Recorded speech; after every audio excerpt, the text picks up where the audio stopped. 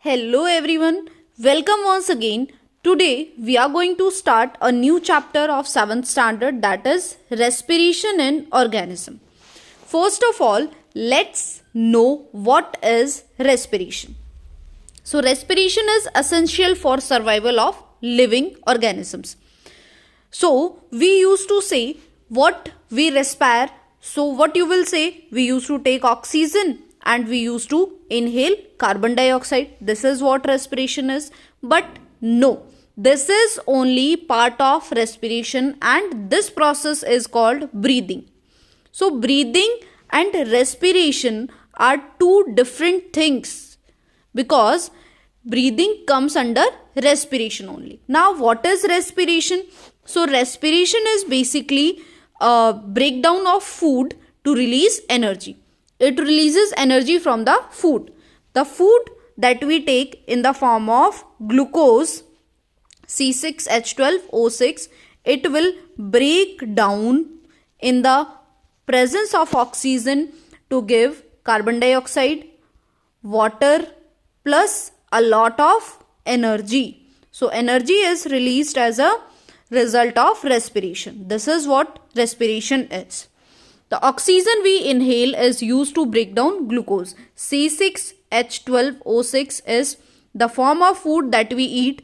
It breaks in presence of oxygen to give energy plus carbon dioxide plus water.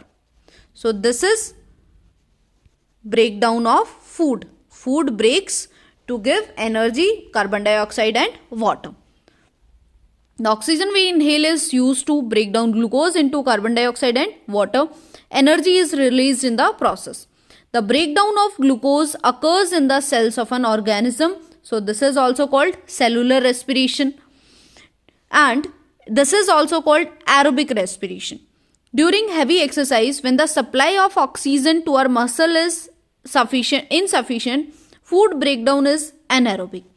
Now, we have said that the breakdown of food takes place in presence of oxygen. What will happen if you will do any heavy exercise? So, the oxygen that you are having, it will already used up in the heavy exercise. There will be lack of oxygen. So, the food that you have taken, it will break in lack of oxygen. And if the food will break in lack of oxygen, what will happen? There will be formation of lactic acid, and this is what makes you pain after a heavy exercise. Whenever you used to do heavy exercise, the next day you will not even be able to get up. So this is due to formation of lactic acid because your body does not have enough of oxygen. Oxygen that your body was having, it already get used up during the exercise and it causes lack of oxygen. And when the food breaks down in lack of oxygen or in absence of oxygen, it is called anaerobic respiration and it results in the formation of lactic acid. Now let's talk about types of respiration.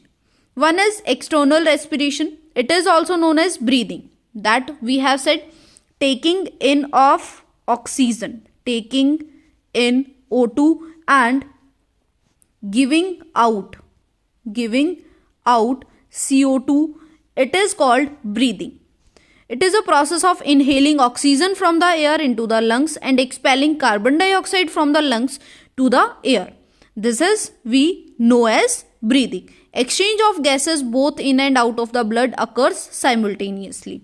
This is called external respiration. Now let's talk about internal respiration. The process in which food is broken down in the body cells through various chemical reactions. So internal respiration leads to the formation of energy.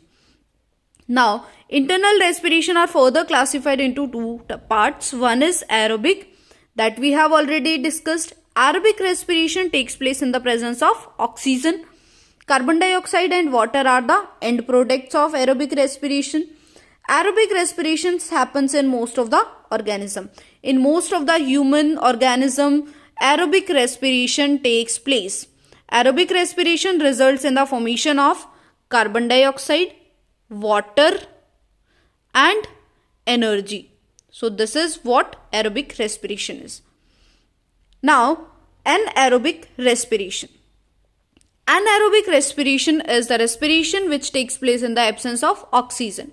Anaerobic respiration usually happens in most of the microbes. Alcohol and carbon dioxide.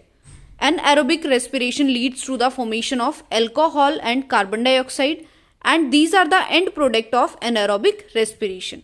In some cases, lactic acid is formed, as we have discussed earlier. If the body will respire in absence of oxygen, it will be resulting in the formation of lactic acid. Now, respiration in plants. How plants respire? Leaves have pores called stomata. Stomata are present on the leaf for the respiration in plants, and gaseous exchange takes by the help of diffusion. Diffusion takes place through the stomata. Stems have openings called lenticles for gaseous exchange. Leaves have stomata and stems have lenticles for gaseous exchange by diffusion. Roots have stomatal pores for gaseous exchange of oxygen dissolved in soil and water. So that's how plants respire, through leaves, stems and roots. Now, respiration in animals. We have talked about humans. Cellular respiration takes place in case of humans. Now, respiration in animals are vary according to their characters, like earthworm. The earthworm respires through their skin. So, that is why you can notice that the skin of the earthworm will be always moisty and sticky. So, because it respires through its skin. Insects, they respire through entire body surface. Insects can respire through their entire body surface.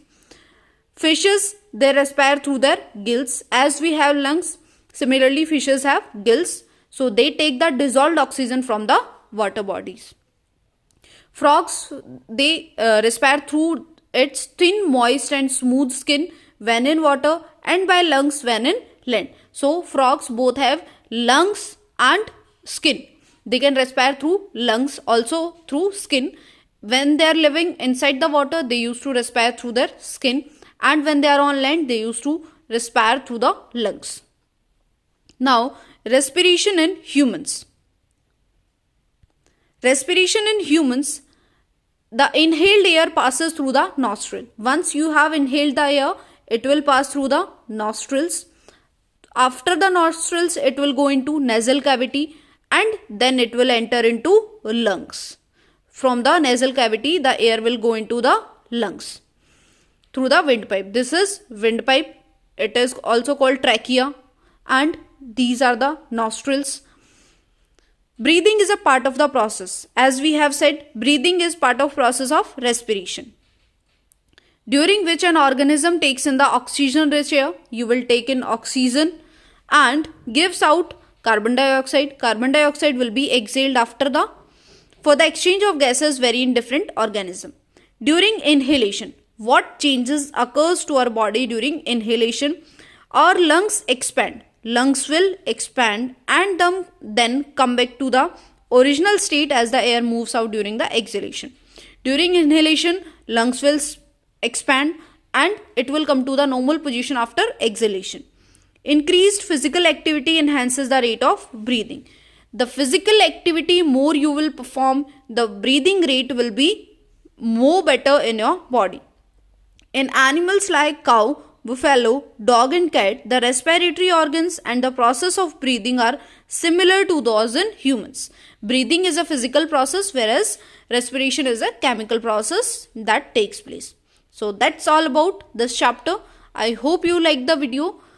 You can get through the details with the help of my channel. Thank you and have a good day to all of you.